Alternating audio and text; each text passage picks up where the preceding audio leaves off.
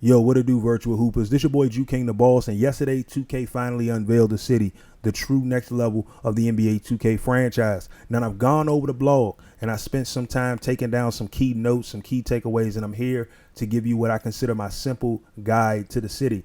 Now we're going to talk about the starting point, the affiliations, the different ways to play, getting around, things like the mayors, and we're going to also talk a little bit about my career. I'll leave timestamps in the comments below so that way if there's something that you would prefer to really hear about, then you'll know exactly where to go in the video. Let's jump straight into it. All right, now before you can experience the city, you start off in the Rookieville docks. All right, so you're just off the boat, and in order to leave Rookieville, you must first rep up 5 times from Rookie 1 to Pro 1, playing against other Rookie My players. And so this is simple, right? You know, get you some wins. The quicker you get your wins, the quicker you're out of there and you're on to the city. Once the gates have opened for you to the city, you will be assigned to one of the 4 rivals, either the Northside Knights, the South City Vipers, the Beast of the East, or the Western Wildcats. Now, each of these affiliations have their own neighborhoods, or what they're now calling boroughs, and they also each have their own mayor. So you can switch your affiliation at any given time, but doing so will reset your rep to Pro 1. So what I would say, the first tip is that make sure that whatever borough you decide to represent, whatever affiliation you decide to rep, you make that decision, you go to that city hall and you apply to that as soon as you get in the city. So you don't have to worry about resetting your rep once you done repped up a little bit. Now the mayors are as follows. You got Tassino, who's representing the Beast of the East. Simply Grinding is representing the Northside Knights. Troydan is representing the Western Wildcats, and Shakedown is representing the South City Vipers. Big names in the community, we all know, and what their jobs are, real talk, seem like some of the most strenuous work they would have to do. Because it says that they were responsible for things like affiliation videos, custom playlists, court designs, mural, and uniform selections for the competition. So we'll get to the competition in a second, but the one thing that really kind of like stands out that I wouldn't mind if they are pretty creative with it is the custom playlist. And I don't mean the custom playlist of songs on the NBA 2K album, right? We've heard those songs enough to a point where we're all tired of them after a while. But I wouldn't mind if 2K allowed for like a Spotify playlist that they can load up and everything into the game. That would be pretty cool. That would be pretty dope. That'd be me asking 2K to go too far, but that would be pretty cool if they can curate a custom playlist off of Spotify, and in the game we can hear those playlists in the different neighborhoods.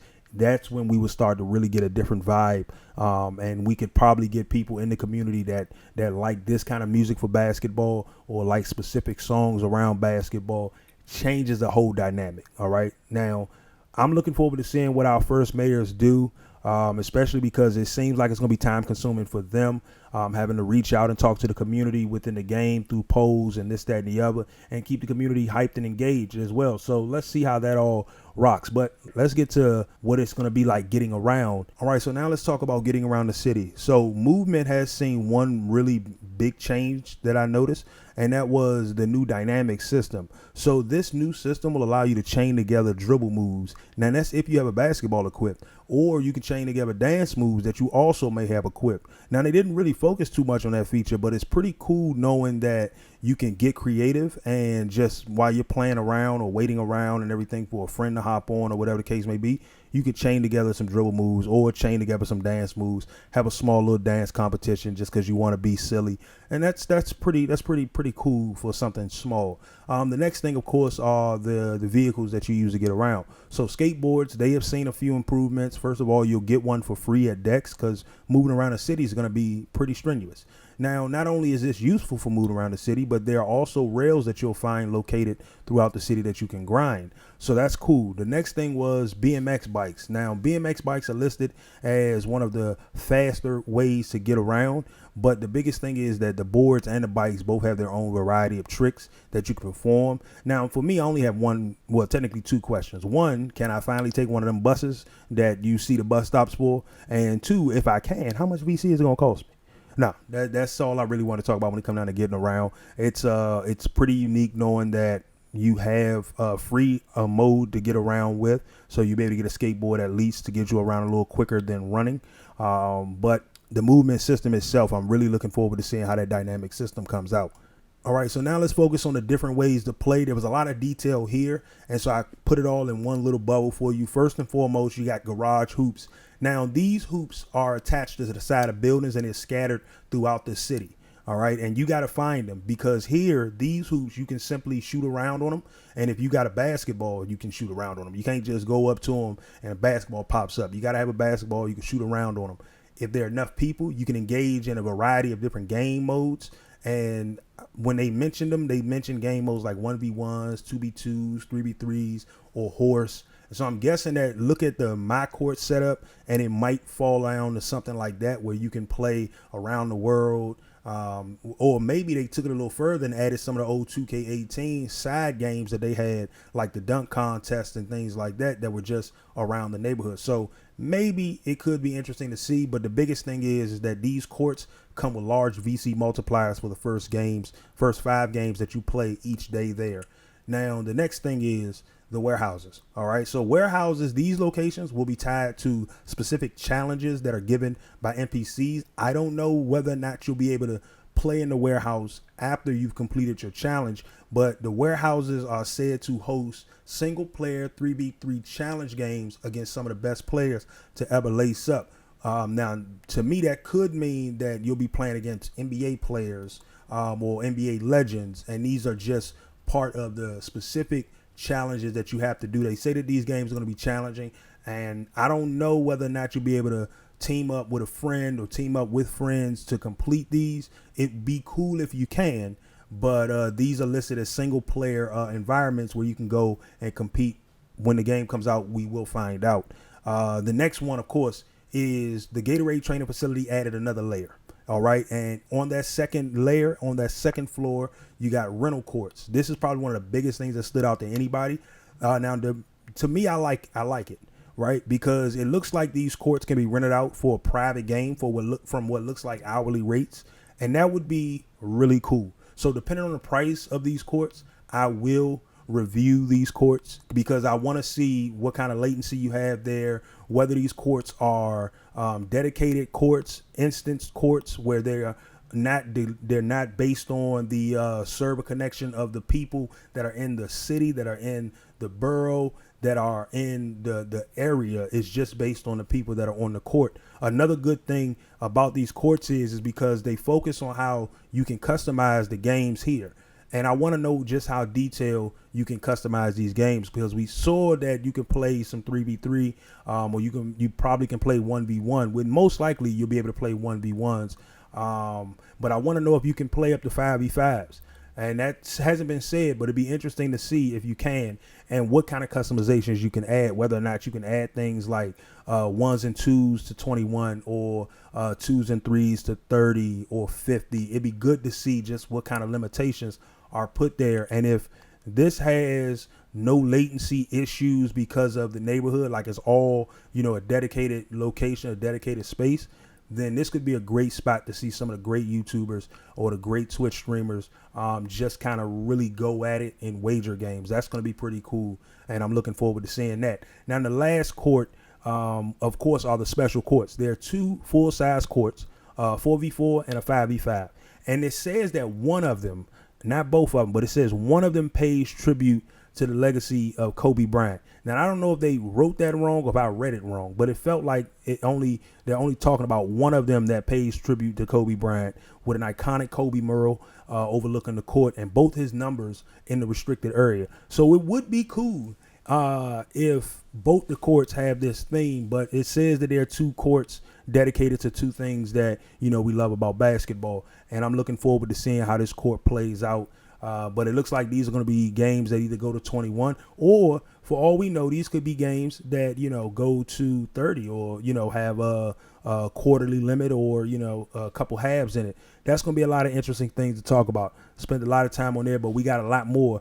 All right, now let's take a look at the MyRep system. Now, not much has changed within this system. The only thing that looks like it's changed is the return to 5 levels per group. So with the 5 levels per group, you got Rookie 1 to Rookie 5, Pro 1 to Pro 5, and so forth. Now, that doesn't seem like too big of a change, and some people might think that it's going to take more experience to rank up, and it's going to take longer to get to legend. I don't think it's going to take as long as it seems like it, because I don't think they're going. I think they scaled the 3-rep system, the 3-bar system, up to 5, and then added a little more to the end, so you feel like you're leveling up a little quicker and a little better. That's going to be pretty cool. Now, you earn more rep on your own affiliation courts versus playing on rival courts. Now, this is something I think 2K might experiment with after the first or the second rival conquest.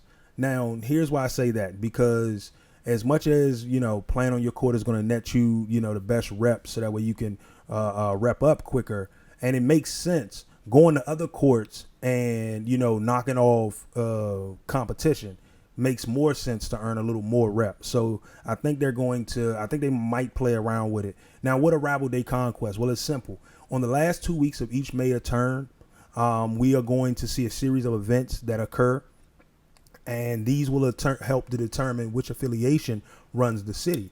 Now, during this period, all the rep earning restrictions will be removed, which means that you'll earn the same rep regardless of where you're playing in the affiliations, okay? Now, the best thing about this is that after all of these battles, all these events, it's gonna lead up to the Rival Day Championship. Now, each affiliation will be seeded based on how well they performed, and they will be taking place in head-to-head battles that will take place at the event center.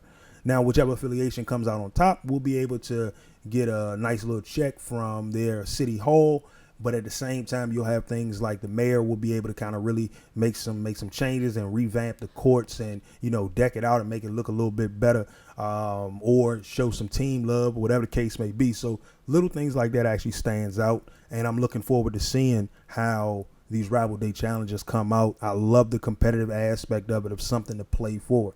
Now we're going to talk about one of my favorite parts of 2K. All right, now let's talk about some MyCareer. Okay, now, as you know, I love MyCareer. It's one of my favorite game modes to play, mainly because I like the idea of taking a young hopeful from a nobody to an NBA superstar. And it's always weird every year because you go into the league as a 60 overall and you turn out to be a beast at the end of the year. We don't know where that's realistic at, but okay, we'll take it. Now, there are some details that they dropped on Twitter earlier today, and that really had me kind of surprised. So the Long Shadow, first of all, is supposed to be the name that's returning for next gen. Of current gen, Long Shadow was the better story of all the previous stories. So I'm happy to see that story make a return. Second of all, the paths that you now have, you have 2 paths to choose from. You can either go from high school to the G League, or you can play college ball for what they say up to 4 years. This was tweeted out by the NBA 2K account. It wasn't tweeted out by somebody else, and and everybody's just speculating. It was tweeted out by 2K, and that's what everybody's going by. Now, both of these paths are supposed to have new scenes, characters, storylines, and all that sounds good to me. Both of these paths sound extremely interesting, especially if, like myself, you enjoy a MyCareer experience. But what does that actually mean? I had to ask myself a few questions. Now, let's say I chose the college path. Will my college career start in 2019 or 2015, or will it start in 2020? Now, we know that in the past, 2K makes the story line up with you entering the current NBA at the start of the current season. So what would they do if you decide to go to college for 4 years? Will your MyCareer path continue to create random draft icons, random draft prospects and things like that? Will you start out earlier so that way you still end up a part of the league? So think about if you were able to start in 2015. If you start college in 2015, they at least have the last few years of draft prospects and where they got drafted.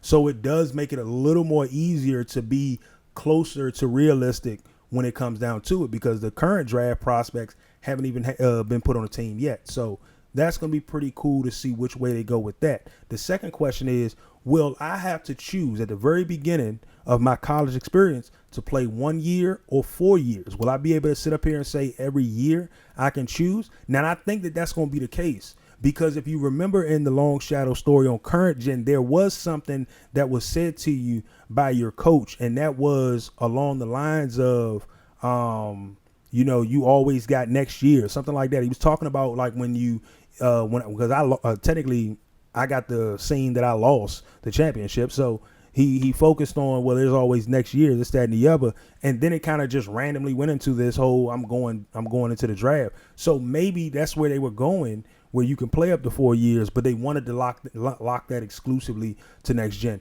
If that's the case, I'm a little upset about that, because I believe that that's an experience that everybody should be able to witness, no matter where they play, neighborhood and city aside.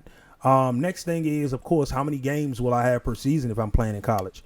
I like the aspect of playing in college. I love the fact that I was able to play like 10 games in 10 to 12 games in college in the current gen this year. If I can play 10, 12 games every year up to 4 years, I can get a whole lot of work in before even hitting the NBA.